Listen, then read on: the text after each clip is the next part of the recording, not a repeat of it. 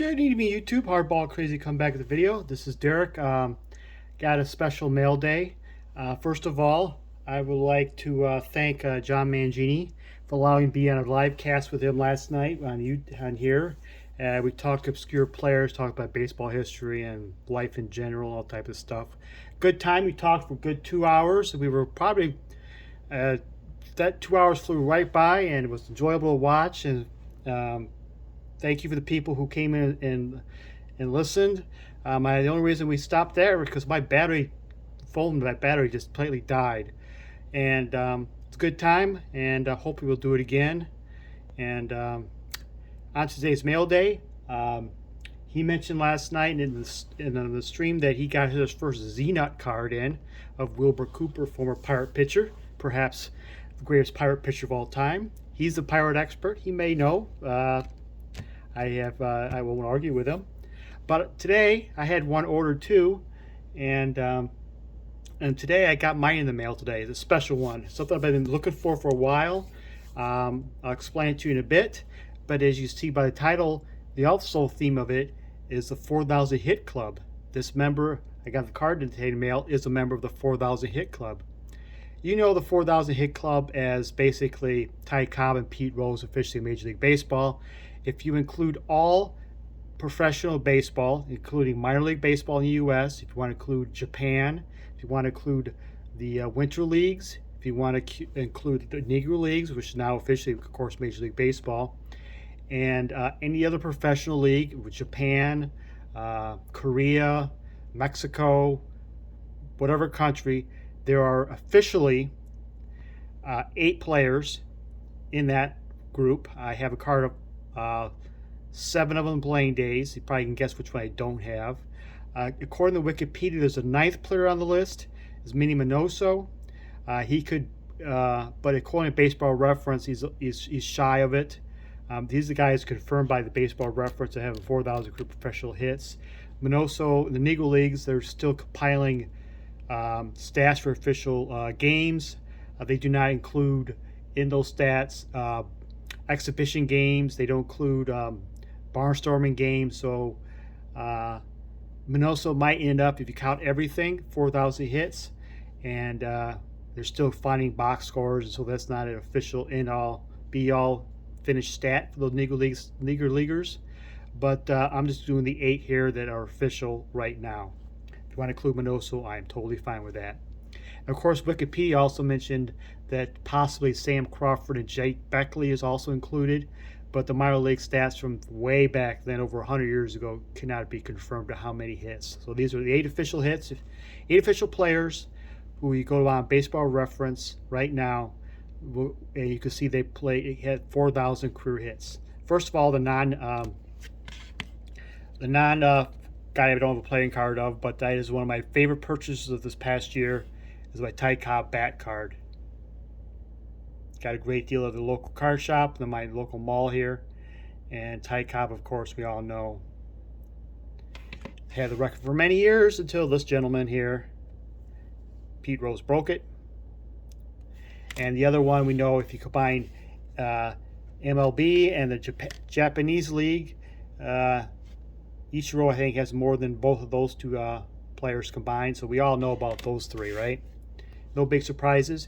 If you include the major leagues and the minor leagues career stats, Hank Aaron will be included.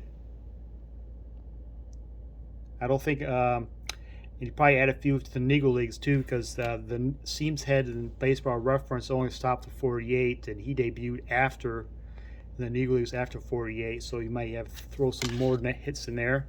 Another player, Stan Musial, between Major League and Baseball and minor leagues before he got called up. He has 4,000 career hits. Also, Derek Jeter. He's got a little over 4,000 hits. And this gentleman, the ageless wonder, between Japan, MLB, Mexico, independent ball, Korea, U.S., wherever he played, Julio Franco is part of the 4,000 hit club. That's 7. And the 8th right now is today's mail day. My first Zeenut ever. And the player is Arnold Jigger Stats. He's the all-time leader in the Pacific Coast League with 3,300 hits. He did play in the majors for several years, most notably with the Chicago Cubs. He also played with New York Giants and the Brooklyn Robins, as we know at the time. And Arnold Jigger Stats is the all-time leader in PCL, Pacific Coast League, for hits, games played, doubles, triples, and I believe also runs scored. And he's the inaugural member in the PCL Hall of Fame. He played his entire career with the Los Angeles Angels of the PCL. So Jigger Stats is the 8th member officially of the 4,000 Hit Club. If you don't know much about the Zeenut cards, they were produced from 1911 to like the late 30s. Pacific Coast League, so they're basically minor league cards. OPCL were officially minor leagues, but they were a lot of great talent from especially the early years before expansion went westward, and a lot of players were discovered in the PCL, first played professionally in PCL, such as Ted Williams and Joe DiMaggio. I believe there's a Joe DiMaggio Zeenut card. Good luck finding that one. And it's also players who ended their career towards the PCLs, like Sam Crawford. And one of the Black Sox players who got banned ended up playing out west. I think it was Wiesberger maybe, or McMullen, one of the two. I think one of the two middle infielders played out. I think it was McMullen that played out west in the PCL as Zeenut cards. Other notable players that's got Zeenut cards is Lefty O'Doul, who first started out as a pitcher. His first Zeenut card shows him as a pitcher. And, of course, he's a PCL legend in San Francisco. And he's got a card. Wally Berger, who was an all-star of the Boston Braves in the 30s. And Frank Rossetti also has a Zeenut card. So there's some players in there. And this is 1930 because you see the 3-0 on here. The early years, the Zeenuts, the first few years is a blank back, nothing back, like a white border, just a white canvas back. And then they did several years where the only difference you could tell is the year here, 1930, 3-0. And the later years, the mid to late 30s, they didn't have it, so it was a free-for-all trying to figure out what year they are. Just had to find a roster and a player and see what it is, and it's hard to, it's a headache and a half. These are blank backs, and they initially came with a coupon at the bottom of it. Finding one of the coupon is very rare to find and very expensive to obtain. And you'll find a lot of these in rough shape, because a lot of them were taped to binders and books and such. So you might find a lot of them in really bad shape. And just finding one in this good of a shape is pretty good. And I'm glad to add my first Zeenut card in.